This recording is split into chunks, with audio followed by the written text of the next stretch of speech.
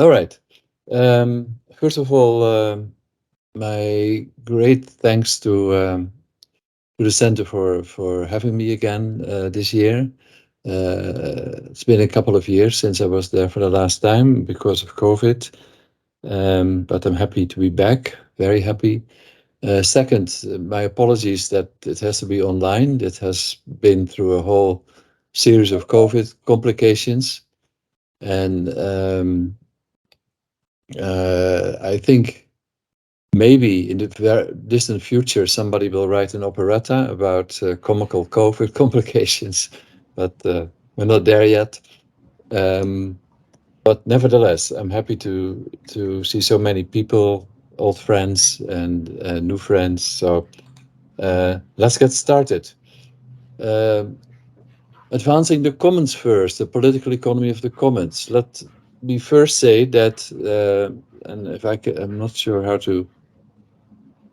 Yes, that commons are no longer an isolated phenomenon. So the country that I still know best, the Netherlands, although I don't live there anymore, in the last 10 years, there have been over 550 commons organized that produce renewable energy in that little country. In Germany, there are more than 1,000. This is a graph that goes up to 2015, I think, and you can see there were almost 1,000 already. There are also in the Netherlands over 500 commons that provide social care.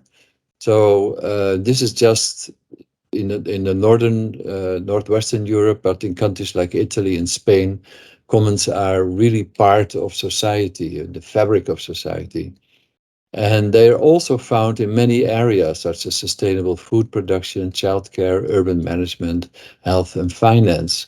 So commons are a very common phenomenon, but you wouldn't know because they're not written up in the mainstream press, for example. So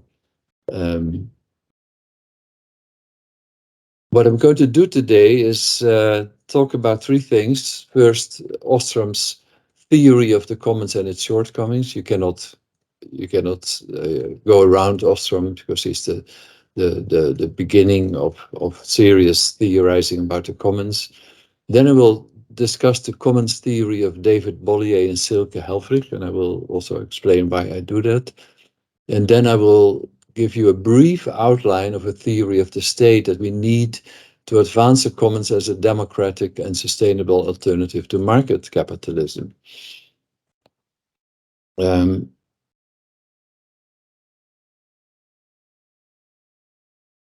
think in modern contemporary commons theory, we will see that it has become much more ambitious than Ostrom's theory of the commons. And they are presented as an alternative form of social economic organization based on two related moral claims. The first is about commons as a form of social economic provisioning that is functionally, democratically, and morally superior to that provided by market capitalism. And the second claim is that commons are a viable and robust alternative to the current neoliberal political economy. Now, the first of these two claims is the less ambitious of the two. While often developed in the form of a critique of the neoliberal economy or economic governance, and of a state that aids and abets neoliberal institutions, you will see that, for example, the International Journal of the Commons has been now accumulated enough convincing empirical example of local commons that provide social goods and services in an effective and democratic way to show that it is a very viable way of or social economic organization. The second claim is much more ambitious, though. It states that commons or a system of commons can be sufficiently stable and enduring to provide essential services and goods at scale, and do this in a way that is more effective, more democratic, and more ethical than the institutions of our current neoliberal political economy. But the problem here is that there are few, if any, empirical examples of a national or international political economy that is organized around commons or or around the principles of commoning. And moreover, while states and businesses might tolerate or welcome local commons, perhaps as a democratic supplement to their functioning, large-scale commons would be in direct competition with either one of them. So just think of, for example, a commons or a federation of commons that succeeds in supplanting the current production of money by privately owned banks. Such an idea or initiative would be immediately dismissed by governments, and I think that speaks volumes about the threat that serious commons would pose to governments and businesses. All right. I don't think, by the way, that Ostrom would probably agree with these two claims, but we get there when we discuss commons. Here we go. This is the famous theory of Elinor Ostrom. I'm not going to discuss it at great length. Many of us know it. It's 8 design principles that together more or less define commons. But and by this she made a seminal contribution to commons theory, obviously. But despite her contribution to scholarship on the commons, in hindsight, I think that Ostrom misunderstood some fundamental aspects of commons. And I have to now go to the next slide. The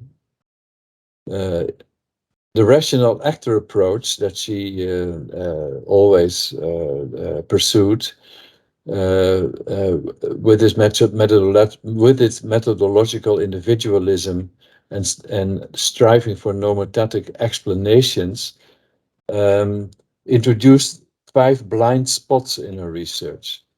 First, despite her use of case studies, Ostrom's work displayed a relative lack of attention to the ethnographic and relational aspects of local collective action. Commons are rooted and cannot be seen apart from the values, traditions, customs, and practices of the context in which they emerge. And second, and related to the preceding point, Ostrom showed a methodological and conceptual disregard for the hermeneutical aspects of the commons, that is, for the meaning that these social and political events have to citizens, officials, and professionals who are involved in these processes of self-governance. So the effect of both of these methodological blind spots is more than some empirical gaps to fill with alternative methods. Whose knowledge, practices, and interests are included, and we have already have a little foretaste of that, so are included and made visible, matters for policy making and the kinds of changes in the world we believe is possible. Third, Ostrom's hypothetical nomothetic approach to the commons ignored the all-important historical dimension of the commons.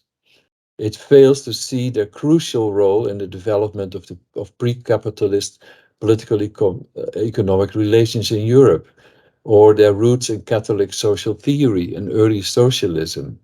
So commons were incredibly important in the emergence of these forms of political economic action. And Ostrom's work ignores larger theoretical and moral questions about the relationship of the commons to the state and to the economy, obviously. And this is important for an adequate understanding of the nature of commons and the needs and aspirations of commoners. Commons are not just another tool in the armory of politicians and administrators to add to the repertoire of governance tactics in advanced societies. They are both a critical commentary and a subversive gesture to the capitalist economy. And finally, and related to the preceding point, the rational actor bias has precluded any interest in a prefigurative democratic dimension of the commons. Yet engaging in local collective action is a key example of enacting associative democracy and transformative social relations. Now I don't know how to move on with my slides, so I have a horizontal bar. Can you move the slides, Matt? I think to you it says you're still on slide 2. Do you have a Slide little 6. arrow on the bottom? Where? It says 6. No, click this. No, here. Ah, okay. Sorry. Yeah. Yeah. Great. So, yeah. Now, given these shortcomings, there's been an enormous amount of theorizing about commons, a lot about urban commons in particular, and what you can sort of deduct from that is that there are a series of risks and challenges to commons that not all theorizing is actually dealing with, but I think should deal with. So, first of all, in their organization, governance, and output, commons embody a democratic and sustainable alternative to the hegemonic political economic order. So, in the words of the political philosopher James Tully, commons are a practice of freedom, and a great example of a practice of freedom, actually. Uh, uh, they are, in that sense, a realization of the always present possibility in the face of state power to act otherwise. That message is usually not lost on the corporate, financial, and governing elite. So commons usually operate in a hostile, or at best indifferent, ideological and institutional environment that generates numerous challenges to their functioning, durability, and institutional embedding. And already said, you wouldn't know if you just follow the regular newspapers and news outlets that this is a world of commons in many countries, and a very common phenomenon.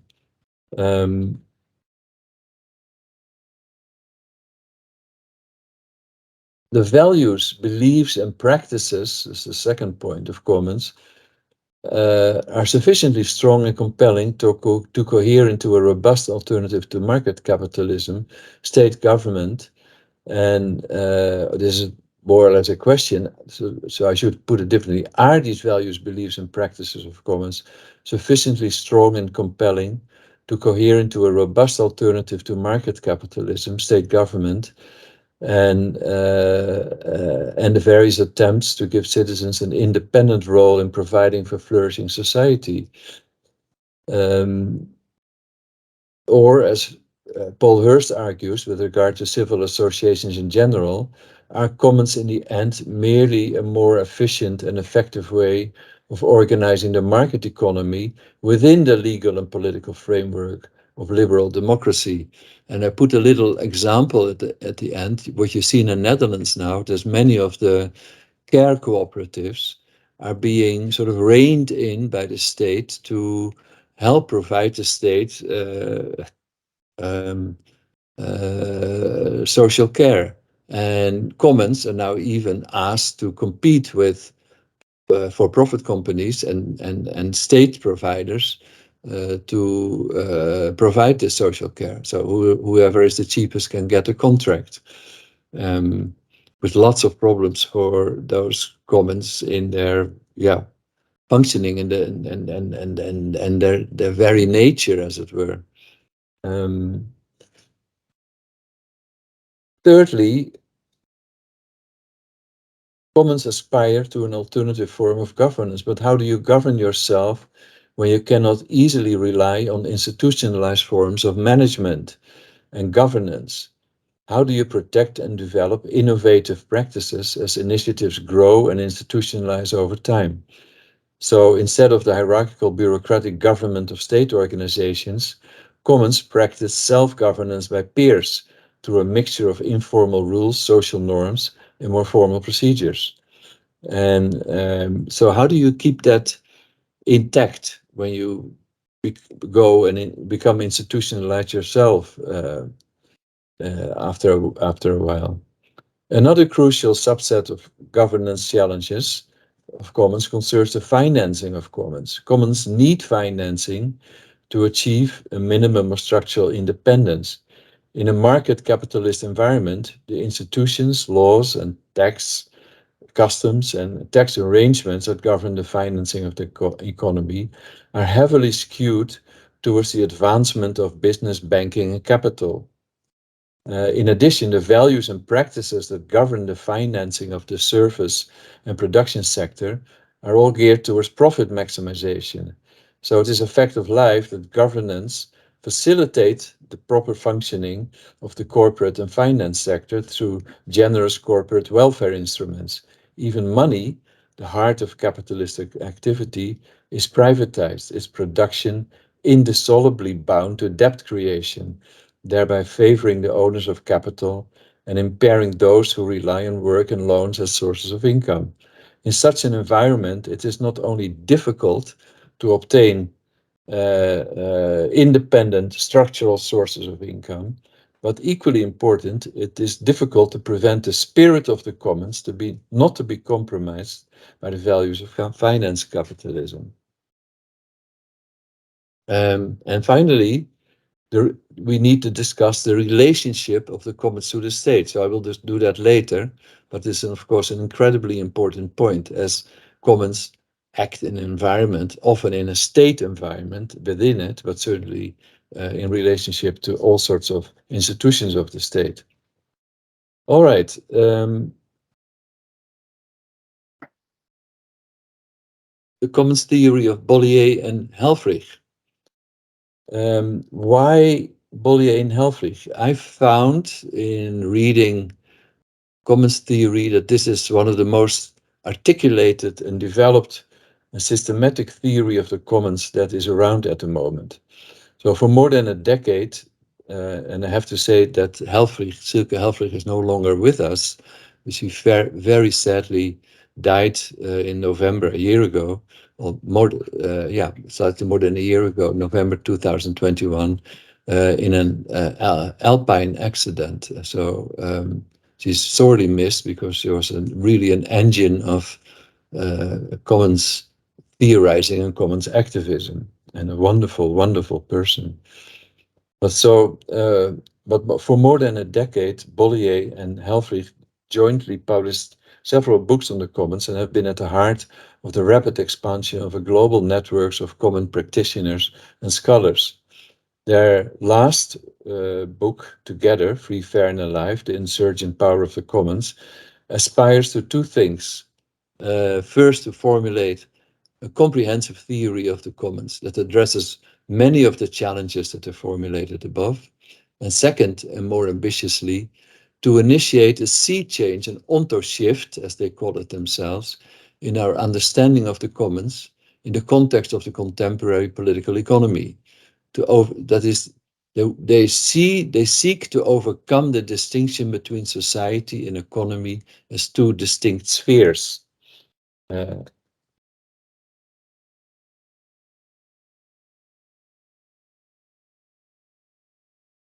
book raises important questions about the socio-ethical foundations of society and the economy, the relationship between civil associations and the state, and the nature of the state. And it really sort of restores an older tradition of moral anthropological critique of capitalism in the tradition of the moral economists such as R.H. Tawney, E.P. Thompson, and Karl Polanyi. And Free, Fair and Alive also exemplifies another powerful tradition of ethical critique of the capitalist order. That is the radical pedagogy articulated in the works of Paulo Freire and Ivan Illich. Both Freire and Illich did not so much criticize the capitalist order, but resist its structural domination by developing an experience-based, practice-oriented pedagogy for workers and farmers. And you could say that Free, Fair and Alive does this for ordinary citizens. To move this again.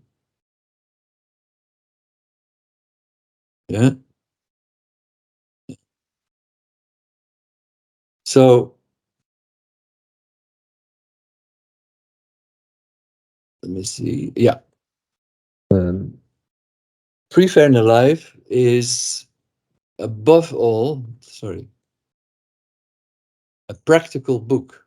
That's what attracts me to it. And both Bollier and Helfrich were really also, and still David Bollier is still an activist. And the book is based on the close-up observation and direct experience with hundreds and hundreds of local commons in dozens of countries. So through a process of systematic abduction, which Bollier and Helfrich call pattern mining, they have derived more general principles of organization and governance from their experiences with and observations of commons. And again, in the spirit of Tully's practices of freedom, their emergent theory of the commons and commoning tries to do justice to the inherently subversive nature of commoning in a market capitalist society. Now,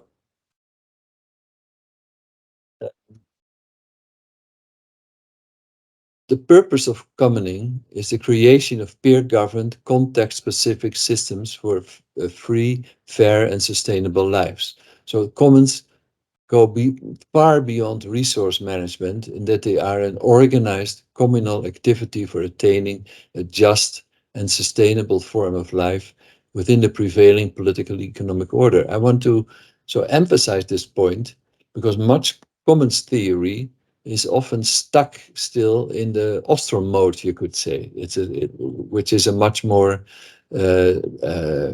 restricted understanding of commons. And a lot of commons theory, and it's not just David Bollier and Helfrich, we'll see other examples, but has gone far beyond it and tries to understand how commons are part of the fabric of modern society and an alternative to the capitalist political economy. This is and you don't have to study this, it's very difficult, but what Bollier and Helfrich try to do is not give you a series of characteristics and say, well, these are commons if they abide by these principles, but they think of commons as a triad of spheres that interact with each other, and each of these spheres is defined, you could say, by a series of ideas. I won't go through it. It's far too ambitious and far too long for one short presentations. But for example, and that is also interesting. They here in this figure, you see how they transform the language of economics into something else altogether to overcome that hegemonic distinction between economy and society. So, for example, let me see. I thought I had some examples here. I can't find it, so we leave it at that. But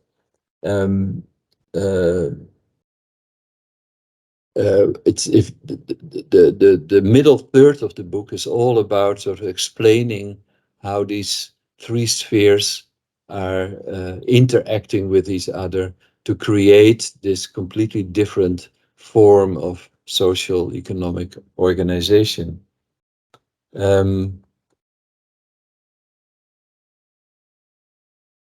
So I see three large achievements of their theory in the book.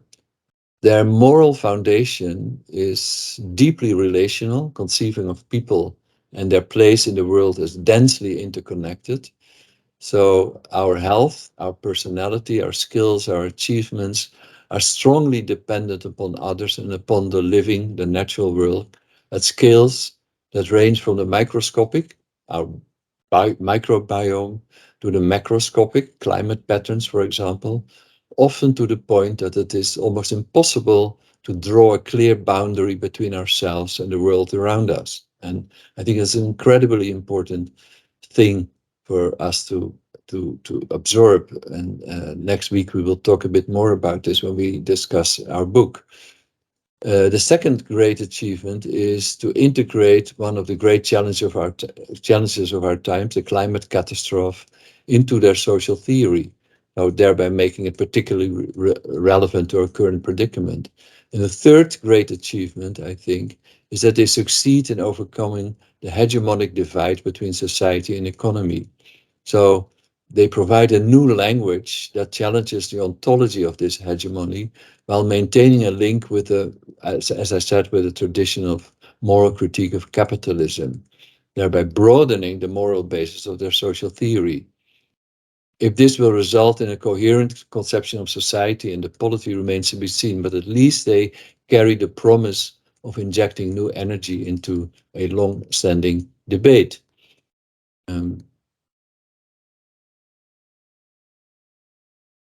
Yeah. So finally, the commons and the state, and then I'll come to an end of my talk. The commons and state power are interconnected in three ways. So first of all, the state is the guardian of the rule of law. Paul Hirsch calls this thin procedural morality. So the state makes it possible for associations to form themselves. Secondly, the state is the platform and guarantor of democratic procedures. So these are incredibly important things. I emphasize this because there are a lot of people in the common sphere who see the state as mostly an enemy and something to stay away from. And I think that's absolute nonsense, because they're part of the state, right? And then third, the informal practices and morality of social communities, the lifeblood of commons, as we saw, and so make the reproduction function of capitalism possible. And the state guarantees these practices and morality. So this is a very difficult thing to understand for many people in the commons, but I think it is something you cannot just walk away from. So, and this is my last slide. For commons to succeed and form a viable alternative to a hegemonic system of global financial capitalism, I think we see three areas of urgent attention and reform.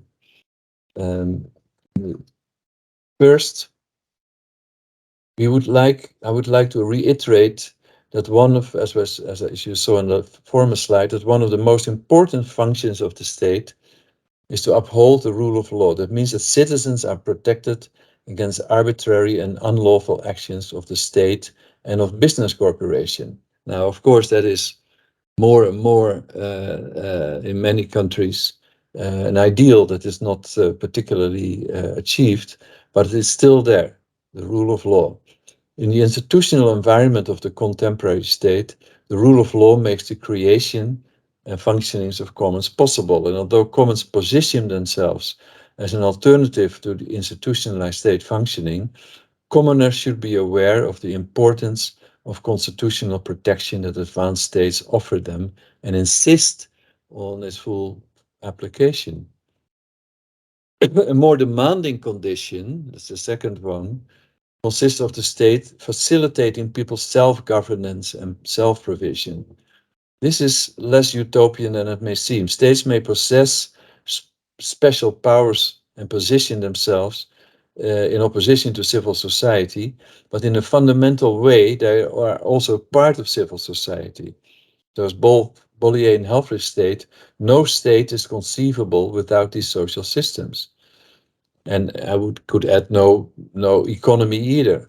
While in market capitalism, the state chooses mostly to coordinate with business and finance, it also includes civil associations in its repertoire of governance strategies, as we have seen. But Bollier and Helfrich are after a more fundamental shift, in which the primary function of the state would be to participate in active social coordination with civil society, to marshal the situated experience and knowledge of associational life for more effective and democratic forms of social and economic governance. In the commons verse, the state, and this is a quote from the Bollier and Helfrich, must find ways for state powers to provide time, space, systems, and legal authority and organizational systems for people to devise their own solutions to problems. It would, in other words, co-produce and cultivate ecosystems of commoning.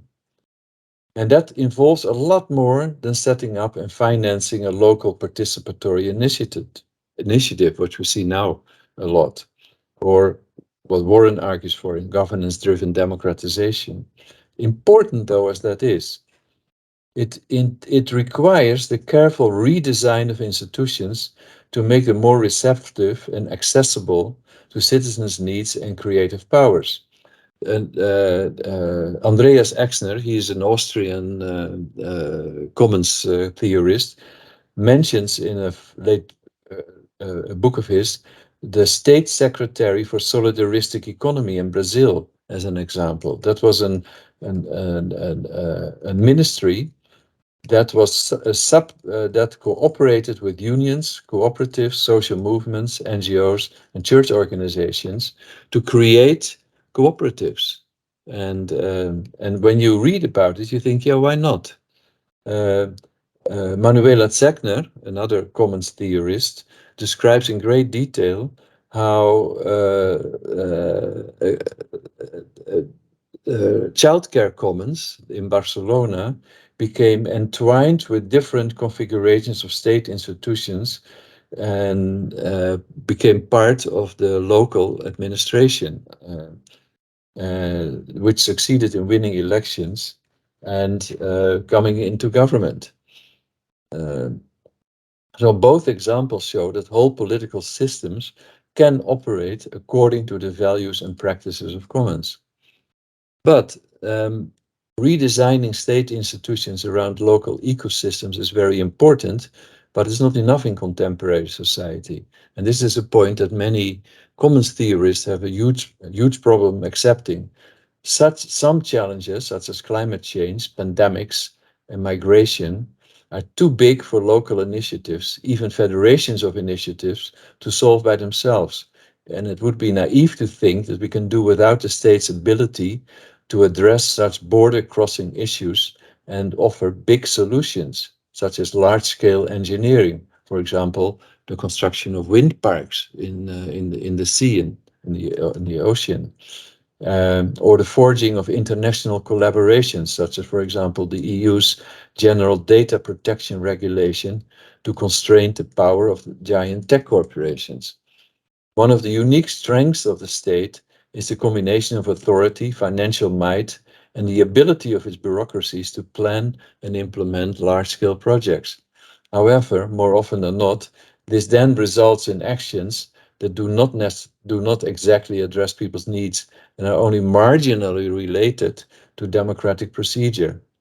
Thus, third, and this is my third point, state agencies must find ways to work at scale while being driven by people's needs, knowledge, experience, and creative powers.